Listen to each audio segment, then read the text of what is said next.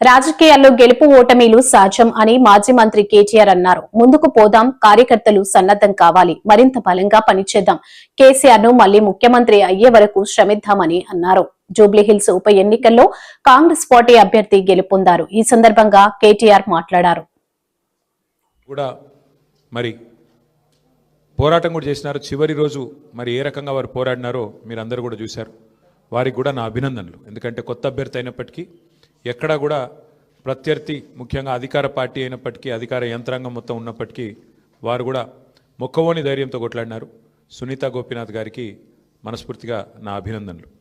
అట్లాగే బీఆర్ఎస్ పార్టీకి మరి ఓటేసిన జూబ్లీహిల్స్ ప్రజలకి మరి చివరి ఓటింగ్ శాతం ఇంకెంత తెలియదు, బట్ చాలా గణనీయంగా గౌరవప్రదంగా మా పార్టీకి కూడా ఓట్లు వచ్చినాయి. మరి మాకు ఓటేసిన జూబ్లీహిల్స్ ప్రజలందరికీ కూడా పేరు పేరున వారికి కూడా కృతజ్ఞతలు.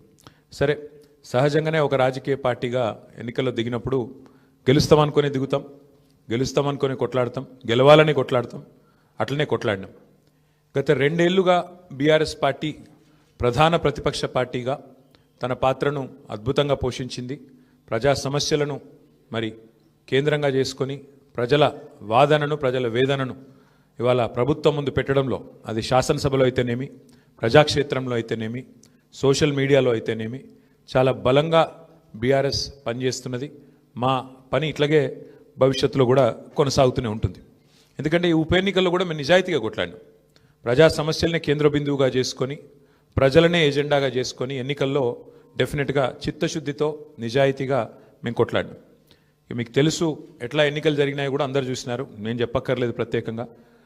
మరి మొత్తం ఎన్నిక ప్రచారం ముగిసేదాకా ఎట్లా జరిగింది, ప్రతి సర్వేలో కూడా బీఆర్ఎస్ గెలుస్తుందని ఎట్లా చెప్పింది, ఆ తర్వాత ఆఖరి 3 రోజులు ఏం జరిగింది, ఇదంతా ప్రజలు చూసినారు. కానీ అందులోకి పోను, అవి చెప్పను. కానీ ఒకటి మాత్రం వాస్తవం, ఈ ఎన్నిక డెఫినెట్గా మరి మాకు కొత్త ఉత్సాహాన్ని ఇచ్చింది, కొత్త బలాన్ని ఇచ్చింది. ఎందుకంటే మరి స్పష్టంగా ప్రజలు ఒక తీర్పు ఇచ్చారు. ఈ రాష్ట్రంలో ప్రత్యామ్నాయం కేవలం బీఆర్ఎస్ మాత్రమే. ఇంకా అది అందులో అనుమానమే లేకుండా ఖచ్చితంగా ఈ ప్రభుత్వం ఏదైతే పనిచేస్తుందో వారికి ప్రత్యామ్నాయంగా పోరాడుతున్న ఒకే ఒక్క పార్టీ బీఆర్ఎస్ అనే మాట స్పష్టంగా ప్రజలు చెప్పారు. డెఫినెట్గా దాన్ని కూడా మేము మాకు ఒక సానుకూల అంశంగానే తీసుకుంటా ఉన్నాం.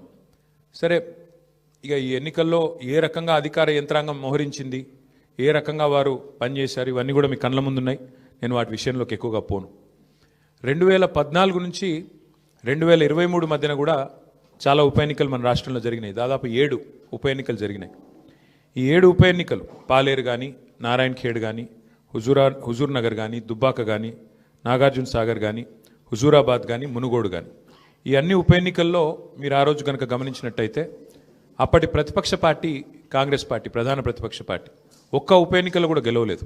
7 ఉప ఎన్నికల్లో మేము దాదాపు అన్ని గెలిచాం, దాదాపు 5 గెలిచాం, ఒక 2 ఓడిపోయాం అంతే తప్ప మరి ప్రతిపక్షంలో ఉన్న కాంగ్రెస్ పార్టీ ఆనాడు ఒక్క ఉప ఎన్నికల్లో గెలవకపోయినా చివరికి మళ్ళీ 2023 సార్వత్రిక ఎన్నికల్లో వారు విజయం సాధించారు, గవర్నమెంట్ కూడా ఫామ్ చేశారు.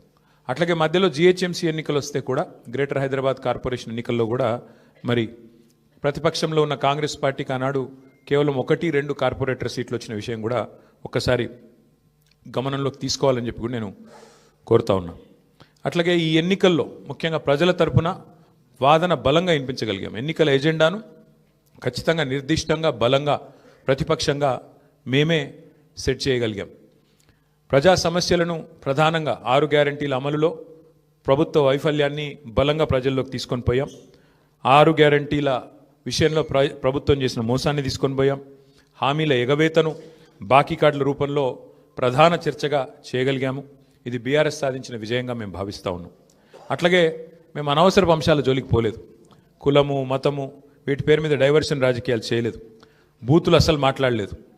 ఆఖరికి ప్రభుత్వంలో ఉన్నవాళ్ళు ఫ్రస్ట్రేట్ అయిపోయి బూతులు మాట్లాడినా మేము మాత్రం బూతులు మాట్లాడలేదు. కేవలం ప్రజా సమస్యల గురించే మాట్లాడాం. చాలా హుందాగా ఈ ఎన్నికల్లో కొట్లాడినామని చెప్పి నేను అనుకుంటా ఉన్నా. అట్లాగే జనాలకు అవసరమైన పాయింట్లు, ప్రజలకు అవసరమైన పాయింట్లను మాత్రమే చర్చకు పెట్టాం. కాంగ్రెస్, బీజేపీ ఎన్ని రకాలుగా మమ్మల్ని కవ్వించే ప్రయత్నం చేసినా సంయమనం కూడా పాటించాం.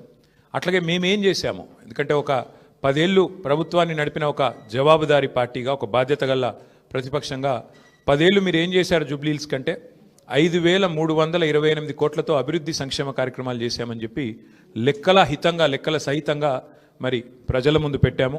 చాలా పారదర్శకంగా పనిచేశామని చెప్పి ఎన్నికలు కూడా పోయినాం. అట్లాగే కాంగ్రెస్ ఎగ్గొట్టిన వాటిని కూడా లెక్కలతో సహా ఇంటింటికి తీసుకొని పోయాం బాకీ కార్డుల ద్వారా. అట్లాగే ప్రజా సమస్యలు, బస్సు ఛార్జీల పెంపు మీద నిరసన చెప్పాము. బస్తీ దవాఖానాలు విజిట్ చేసి ప్రభుత్వ యంత్రాంగంలో చలనం తీసుకొచ్చాము.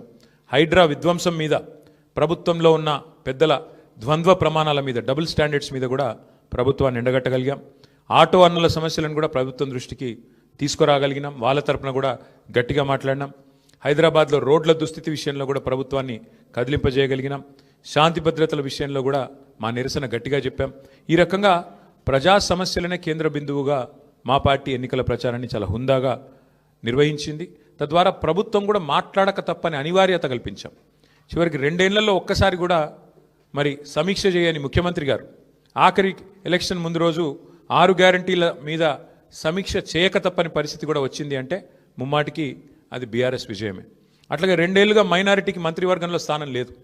బీఆర్ఎస్ ఏదైతే మరి మంత్రివర్గంలో ఇట్లా మైనారిటీలకు స్థానం లేదు, ఒక ఎంపీ లేరు, ఎమ్మెల్యే లేరు, ఎమ్మెల్సీ లేరు అని గట్టిగా మాట్లాడితే చివరికి అనివార్యంగా అజారుద్దీన్ గారికి మంత్రి పదవి ఇయ్యక తప్పని అనివార్యత కల్పించింది కూడా ఖచ్చితంగా మా యొక్క ఎన్నికల ప్రచార సరళి. తప్పకుండా ప్రధాన ప్రతిపక్షంగా మరి మా బాధ్యత మేము నిర్వర్తించినాం.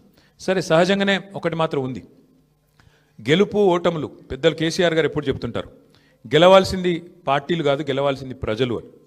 మేము కూడా మనస్ఫూర్తి కోరుకునేది ప్రజాస్వామ్యంలో చర్చ జరగాల్సిందే, మీడియాలో జరగాల్సిందే, బయట జరగాల్సిందే, తప్పకుండా ప్రజల్లో కూడా జరగాల్సిందే. ఈ ఎన్నిక ఎట్లా జరిగింది అనే విషయంలో కూడా చర్చ జరగాలి. ఎందుకంటే ఈరోజు కాదు, మేము 4 రోజుల ముందే చెప్పాం ఎన్ని రకాల అక్రమాలకు కాంగ్రెస్ తెరలేపిందో చెప్పాం. అభ్యర్థి యొక్క సొంత తమ్ముడికి 3 ఓట్లు ఉన్న విషయాన్ని మీ ముందు పెట్టాం. ఆధారాలతో సహా మేము స్పష్టంగా మీ ముందు బయట పెట్టాం. ఎన్నికల కమిషన్ అడిగాం, కోర్టుకు పోయాం. ఎన్ని ప్రయత్నాలు చేయాలో అన్ని ప్రయత్నాలు పారదర్శకంగా ఫ్రీ అండ్ ఫెయిర్ ఎలక్షన్ కోసం జరగాలని ప్రయత్నం చేసినాం. షెడ్యూల్ వచ్చిన నాటి నుంచి పోలింగ్ డే